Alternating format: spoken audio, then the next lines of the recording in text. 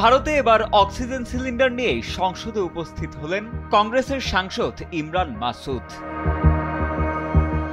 দূষিত বায়ুতে যখন ছেয়ে গেছে গোটা দিল্লি, ঠিক তখনই বায়ু দূষণ সংকট নিয়ে নাটকীয় এক প্রতিবাদের সাক্ষী হল ভারতের জাতীয় সংসদ ভবন।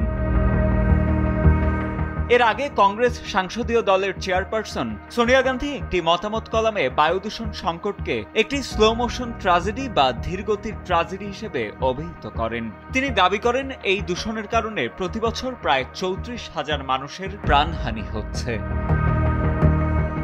এই পরিস্থিতিতে দিল্লি সরকার বিভিন্ন সংস্থাকে নিয়ে একটি উচ্চ পর্যায়ের বৈঠক ডেকেছে, আর সাধারণ নাগরিকেরা একত্রিত হয়ে দ্রুত এই সংকট সমাধানে সরকারকে জরুরি পদক্ষেপ নেয়ার জোর দাবি জানাচ্ছেন।